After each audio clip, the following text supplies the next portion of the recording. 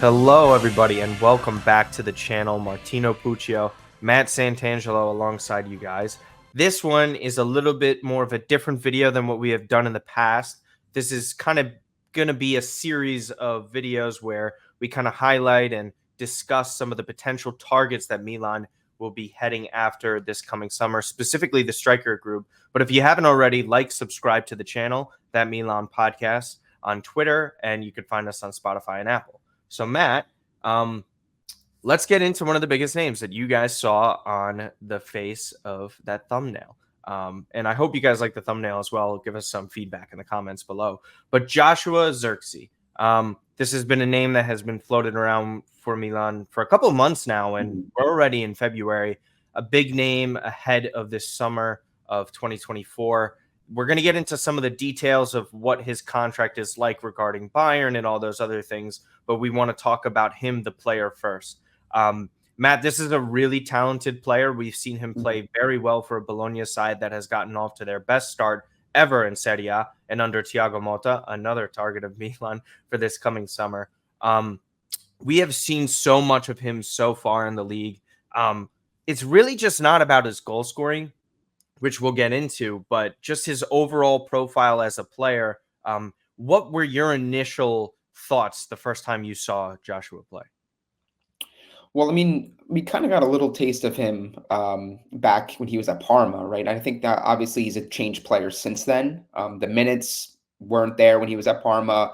The consistency within a good functioning starting 11. Obviously, Parma are a team that's historically been very strong in Italy, but they've been more kind of living in those second, third divisions, even lower than that with their whole recent financial issues. So we didn't get a really good idea of what he would be as a forward player, although there was some buzz and anticipation behind the player he could become. But now we see him at Bologna, right? He looks more refined, he looks more polished, and he's a 22-year-old forward.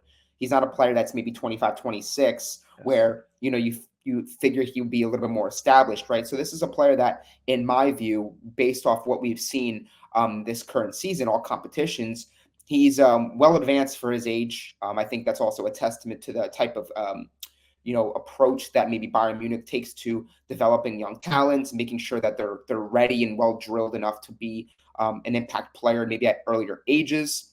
Like Jamal Musiala is a player. They obviously it takes a lot to play at a big club, but he's settling in immediately and he looks like a huge superstar, right? So what I've seen at Zirkzee this season has been very intriguing for many reasons. I think yes, you'll immediately point to the statistical side of his game and say, hey, he's got the goals, he's got the assists, the goal contributions are all there, and that's what you really ultimately look for a forward player.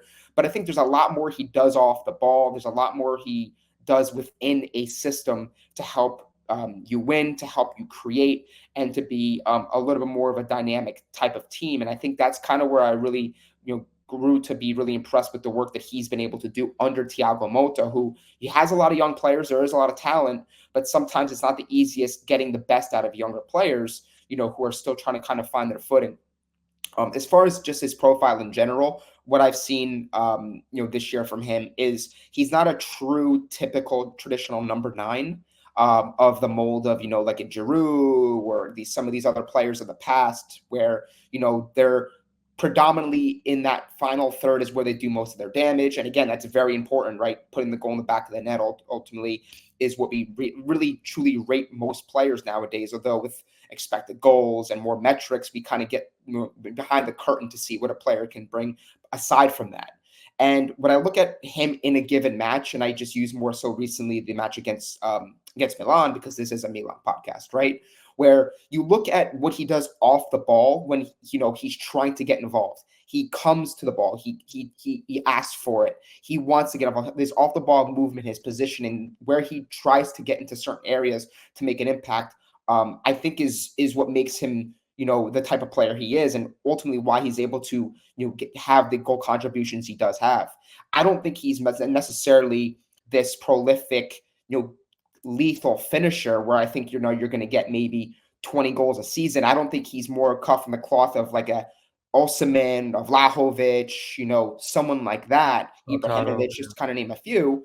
But I think he's more of a player that is dynamic in the sense that he can play in a more modernized system where if you have, dynamic wingers like Milan do, let's say with Pulisic, and Rafael Leao, where you can interchange with him. He can move around. As you mentioned, in the bottom over here, he could drop deep to receive. He can carry the ball forward. He's not one trick pony. So I think for that reason, I think you really look for players who offer that, because I think ultimately when it comes to rating forwards and for forwards to really start to settle in and to look their best self, you want to make sure that they're getting the ball at their feet, yes, but they're also having a say in the amount of goals we score. And I think with strikers specifically, if the well runs dry and they don't get goals, it can absolutely wane on their confidence, and ultimately you might have a situation where we have a Krzysztof Piątek scenario where they're a one-trick pony, they score goals, but when they don't score goals, can they do other things to help you win throughout a 90-minute match? And I think for that reason, that's why I really do like Zirkzee as a player. I think the passing's there. I think the movement's there. I think the in-game sense of where he needs to be to get the ball and to make an impact is there. And I throw this back to you, Martino, because I know typically what people and Milan fans specifically call for in the next striker is, can he be an 18 to 20 plus goal scorer? And I think that is such a hard thing to do in modern football when we have so much available to us in this game. I mean, the prep work that goes into defending these players on a weekly basis, we have so much technology and so many advanced metrics that it's a little bit easier now, in my view, to game plan and to ultimately stymie a hot player. So if Zirkzee's a player that gives you 12 to 14 goals and 7 to 10 assists, is that enough for you? Or do you feel like I need a 20 goal score? Because truthfully, this guy hasn't scored 20 goals in his career at any point. We talked about his finishing and maybe that's where he's going to be lacking. So my question to you is the numbers, 12 to 14 and maybe 5 to 6 assists in a season in a hypothetical Milan situation, is that enough for you? Or do you want someone more who's like a lethal guy that maybe can do a lot of damage in the box? But It's a pure goal scorer is what they need most. It's obvious. Okay. They create some of the most chances in the league to begin with. He isn't somebody that is as prolific as you would want, but you could also remember Lautaro, like around 21, 22. Wasn't anywhere near as prolific as he is now. And I'm not saying Joshua Zirkzee will be at that level of finisher that current Lautaro is, who's on record-breaking pace. But you're also talking about a system in Bologna where he doesn't also have the most creative of players around him to also help him position himself into finishing more chances, right? He's outperforming his XG. If we want to just look at his Serie A statistics, we're talking about 11 goal contributions in 1,700 minutes in a side of Bologna where they're not really the greatest in terms of just offensive firepower, right? Bologna, we kind of know them as this team that could pretty much do it all. They're not incapable offensively. I think they're actually like a better version of what people think Fiorentina can be. And that's just a stout defensive team that works really hard and has some guys that are able to create and finish chances, like in Orsolini as well. But Orsolini arguably is his best teammate up front, right? And he's not even better than Pulisic. He's not better than Rafael Leao. So we're talking of Joshua Zirkzee. How much does he actually have to do in Milan as he would at Bologna? And I would say he probably doesn't have to drop as deep as much, but they also have someone who is more reliable to hold the ball up. Giroud, I think, is kind of declined in that area where he's kind of just down to these kind of flicks. Some of the link-up play is still pretty good, but he doesn't have the legs underneath him to consistently do this. This has been a player that has already taken this league by storm in the sense of he is not overshadowed or overmatched by any of the players he really goes up against. As well, like if we want to talk about 9 goals, 5 assists in all competitions, the reality of it is 2 of those assists came against Inter and Coppa Italia, a team that Milan have really struggled against, obviously, that everybody knows about. The fact that this type of player was able to show up and create and pretty much dismantle the Inter defense that a lot of teams have had issues with so far this season, I think that speaks volumes about him. And I don't really care if it's Coppa Italia or what lineup Inter put out there. Their second lineup, they're still a deep enough team, and Bologna have like nowhere near the amount of talent that they do. And this was also a player that came off the bench. Ultimately, I wouldn't hate if Milan were to sign this player. I think it would be kind of naive to dismiss someone who is so talented all around. Like we're not just like what you were saying too. Like if Christoph Piontek is not scoring goals, then what is he actually doing for you? Mhm. And we saw how often he would get bodied off the ball, how his link up play was really awful. He really would never drop deep either. His Yeah, ball striking Cutrone, ability same was thing with not Cutrone. great. Zirkzee has all that and more, where he's Mhm. able to have a nose for goal. Yeah, maybe the finishing and ball striking ability is not the greatest that you want, but you see the way he dribbles, the way he's able to take over. I mean, how much better Milan would be on a counterattack. Because again, this is not a slight at Giroud or his production this year, but we're also talking about a guy who's not able to run nearly as much as Zirkzee Mhm. could. And when I say run, it's not even running in behind the defense, Matt. It's talking about ball carrying ability. Yeah. Giroud does not possess that No. anymore, and neither does Luka Jovic. Right? These are guys that are more prone to finishing the ball instead of just being these types of like, hey, like I could give you the build up and get you some more of this. But the reality of it is too, just to quickly before we move on to discuss a little bit more about him, is this: Milan have 46 goals scored this season.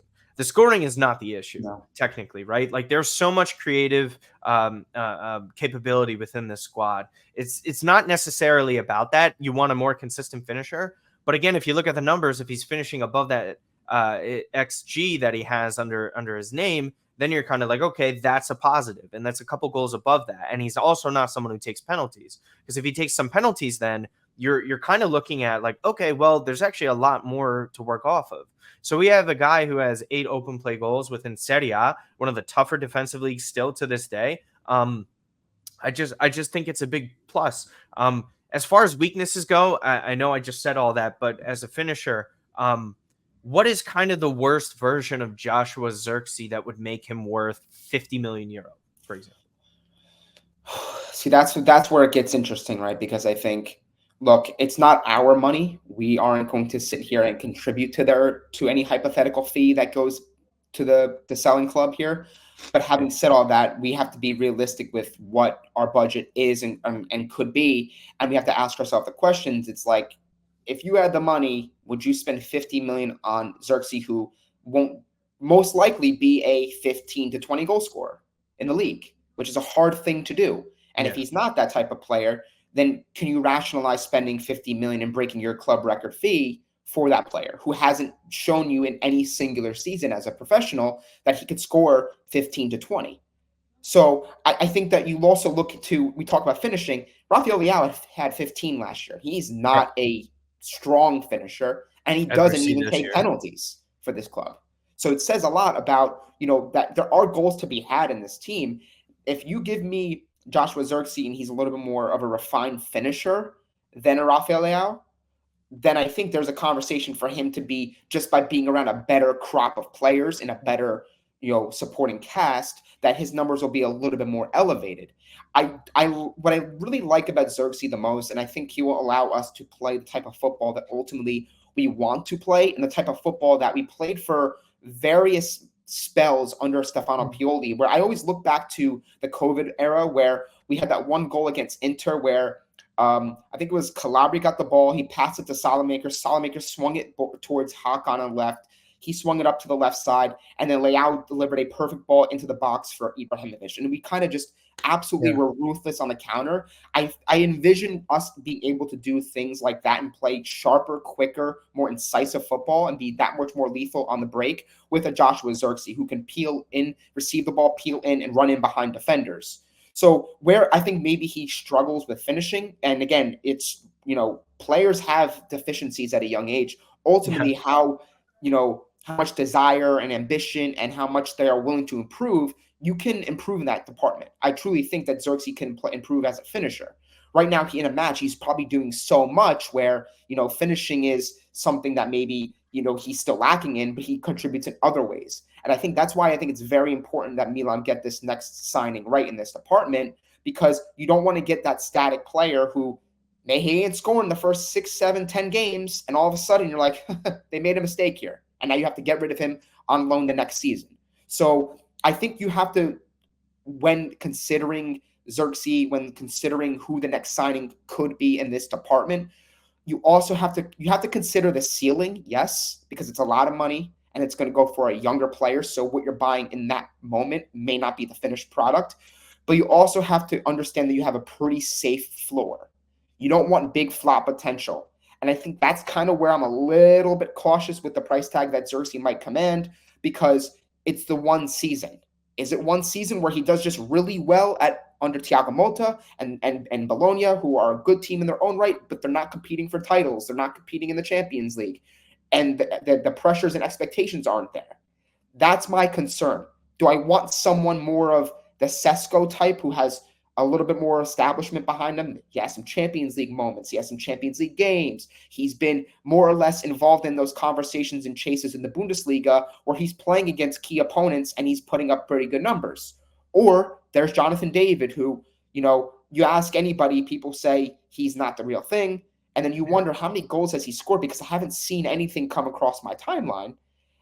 Regardless, the fee is going to be a lot for whoever Milan chooses to go for in this department, if it is the long-term guy. So we will have to wait and see. Regardless, I like Zirkzee as a player. I think he brings more than goals. But I think if we're, to your point, you want an out-and-out scorer, right? I don't think he just is going to be an out-and-out scorer. And I think that's okay in this Milan team. I think some of the best teams that we've seen have really good success in Serie A, they're able to have 5 to 6 guys who score 7 to 10 plus goals. And I think you look to the Atalanta teams of a couple years ago where they have Ilicic, Papu Gomez, Juve used to do it all the time. They could come at you so many different ways. And if you could get a Zirkzee who can give you 12 to 14, Rafael Leao is giving you 10 plus, Pulisic is giving you 8 to 10 with his contributions. Now you start to kind of say, Milan could come at you with so many different ways. Whereas now, really, we still have that heavily reliance on Rafael Leao, although Pulisic has come on to be a really good contributor this year. Yeah, and just one more note, Zirkzee has 27 dribbles completed. He's up there with some of the highest this past season. Just a crazy amount. That is via kick set. So whatever, if you want to go off of all of that. But moving on to the potential sale, of Joshua Zirkzee. So here are some of the information regarding it, because this is the most important of all, right? Obviously, Bologna currently own the player, but there is significant, I don't know what the word would be, but involvement from Bayern Munich involving this player. So Bayern have a 50% sell-on clause. This is from Fabrizio Romano, and it's also been reported that the buyback clause is of 40 million euros. So 50% sell-on clause, meaning whatever Bologna end up selling Zirkzee for, Bayern Munich get 50% of that money. So again, 50 million, 25 million to Bayern, 25 million to Bologna. Not as lucrative for them. So we're talking about in hypotheticals here, right? Because this is mostly what this video would be. So say in the event that Bayern would actually trigger this 40 million euro clause, they would have to spend 40 million euro and pretty much have this expectation that they're able to flip him. If you have seen Bayern at all this year, they don't need a striker. Harry Kane is on historical pace. And I'm sorry to your boy Lewandowski, but Harry Kane has just been so incredible here. It's been one of the best seasons that you've seen from a Bundesliga player. You think to yourself, okay, they still have issues. Why would they spend 40 million on the transfer market for a player in a position that they don't need off of one season, right? Wouldn't you just rather take the money? Because again, if they were to resell this player for 60 million, they would only be getting 20 million in this entire thing. So they basically would be the same amount that they would be getting from Bologna for doing nothing and not triggering a clause. So the likelihood in which they just take the 50% sell-on clause, because the fee is pretty high, is likely. So with that, how much would you pay for Joshua Zirkzee? Would you go past 50 million? I think 50 million is the number in general. I think that gives the 25 million to Bologna. Bayern get their 25 million as well for a player that has not played for them, basically. So yeah, I think 50 is the number here, and I would not go past that if I were Milan. 50 is a lot, man. Again, it's not my money. I just think that 50 for a player that's had one really good season. It's been a really good season. I'm not diminishing what he's accomplished so far this year, but it's one season, and I know it's the market, and people are going to say, "Hey, look, that's the going rate for a young, dynamic forward who has a high ceiling and that can score goals, that can create, that can work and operate within a more functioning modern system." And I totally understand that. But we have to be realistic of what we think in the market he's worth and what Milan we can expect Milan to realistically spend on him. You know they're not going to sit here and say, well, the right price tag's 40 to 50. And with a clear head, do you think that Milan would spend 50 million on him? I don't think so. I think No. they would. It depends on what they're able to do. I think Alexis Salamakers is a big part of this deal. To be quite honest with you, they have an option for 10 million with Bologna there. I think he ends up being a bit cheaper for them in terms of that. I think that's how Milan are going to try and work this and negotiate this. Again, too, just to preface by this, we are going to do a video on Benjamin Sesko. But for example, comparatively, Sesko costs 50 million euro. He's a couple years younger. He has a better goal scoring grade. I know he plays in an easier league to score in with RB Leipzig, but he has that Champions League experience. He has that profile in general. I lean Benjamin Sesko, but if you're telling me in the vicinity of 40 to 50 million in what Milan need and where they are in their position, I'm sorry, 50 million, even if it's a club record, it's a lot. Let me ask you this. We mentioned Sesko. Topic of this video is Zirkzee. With less than a year on his contract, come summer, Jonathan David. If you can say, I can get Jonathan David for 25 million, no, you don't do it ahead of spending 50 million for Zirkzee? 25 million for Jonathan David with 1 year left on his contract, where 20 again, million? this guy disappears for 6 months on it. He's consistently done it. I can't. I'm sorry. Okay. Like we're in February right now. He's just not as prolific. Like if you told me Jonathan David every single year was scoring 20 plus goals in Ligue 1 and it was, someone that is consistently relied upon, there is a reason no one has triggered anything for Jonathan David. There's a reason why we're dwindling on down to the final year of his contract in a market where teams are starving for strikers, but are not willing to bite on 40 million when he had a couple years left on his deal. Yeah. Why? Because he goes missing. And going missing is a huge red flag for me when it comes to AC Milan. Okay? And I know we're only going off of 1 year of Zirkzee. I understand all that. David has a better track record. David's also a lot older. He plays in an easier league. And he's shown you, again, I reiterate this, that he goes missing. They cannot have a player in his mid-20s with all this experience go missing for months on end. I'm sorry. That to me is a bigger risk than someone we have seen proven it in Serie A and Zirkzee. I would spend the extra 15 million. I also think too, I'd agree with you. I also think one of the core components or core traits that Milan really do need to ensure is embedded in the next signing in this area is the personality, right? Because it takes this very specific personality character to play for Milan and to really be, the signing that is supposed to be the future at this position, right? Like we've known the players that have come through and have struggled. We've known the players that have come through historically and have been stars here. Ibrahimovic, Pippo Inzaghi, George Weah, Van Basten. We know the names, right? I think that is a really key area to this next signing in this area that Milan truly need to ensure they get right is it Sesko who has the character and personality where, if he has a tough game, he can come back and score. And he's not going to fall into that, that mentality and that timid personality where we saw very obvious with Charles de Ketelaere last year where he's not scoring, producing, man, it's visible. And you can see it right on the field when you're watching him. So I think that is something else that really fans need to also sort of weigh in this whole situation when it comes to the next forward signing is, do they have the mentality? Do they have the character? And I think with Ibrahimovic involved, with Moncada, who, if you guys haven't checked out the interview, I think it was posted last month. It was like a 25-minute interview through AC Milan's YouTube channel where they talk about the process and what they look for in signings. Personality, character, those things are very, very important to them when they're in their scouting and their approach. So I think that that's something that we have to kind of weigh here as well, beyond, the statistics and the operation of the player within the system is, can they withstand the pressures that take to play at AC Milan and put on that shirt? And to the final question in which you mentioned, will Milan ultimately sign Joshua Zirkzee? You could see an opening for Napoli within the league being interested. I don't think Juve will do that. I think Vlahovic has had a good enough bounce back season that where their holes kind of lie in the fullback position, maybe an upgrade in midfield or outside on the wing. I don't envision Juve going for a striker, especially with this fee. I think ultimately this comes down to Napoli, potentially a foreign club coming in and spending some money would be a Premier League team, or if a Bundesliga team has the means to step up here. But La Liga teams, by and large, don't have enough money these days outside of the big two. So potentially Napoli, I see coming into swooping for this after a Victor Osimhen sale. I wouldn't rule that out. That rumor has been floated today, but kind of the stuff that has been going on with Napoli kind of makes that a tumultuous situation. I don't think that's really something that a player like Zirkzee would want to jump into.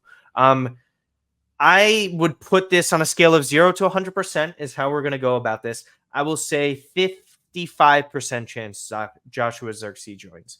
I think his capability within Serie A, his price tag not being all too high relative for Milan, would make them inclined for that. And it would go even higher if Thiago Motta would join Milan. And again, it's kind of hard to take a lot of these rumors seriously because, again, this not concrete, I would say, very strong rumors coming out of Milanello that there will be another management coming this summer. So it's kind of hard to gauge on who they would be going for if we don't know who's going to be leading the charge.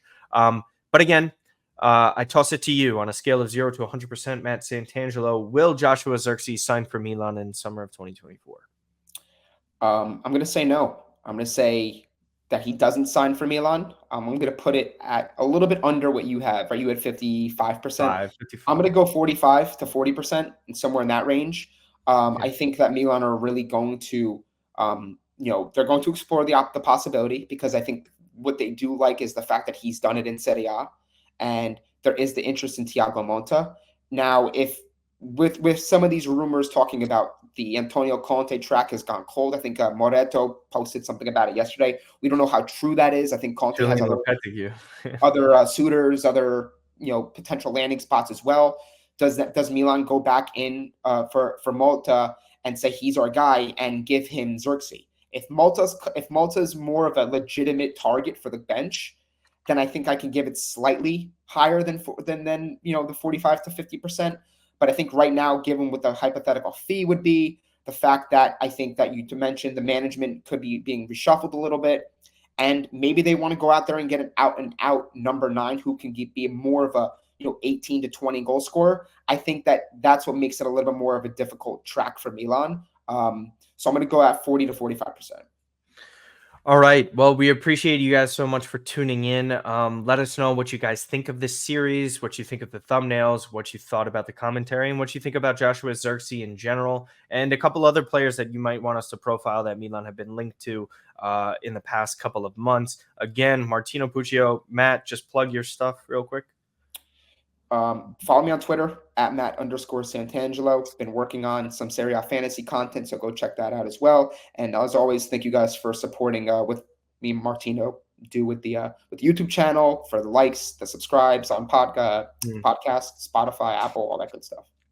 Yes. 68% of you listen through the latest episode, which is just incredible. We're getting more and more of you guys listening. So again, we appreciate all the support. Again, if you have been listening to us strictly on Spotify, we appreciate the feedback. Give us 5 stars. Again, That Milan Podcast on Twitter at That Milan Pod. Again, thank you guys so much, and we'll see you for the next video.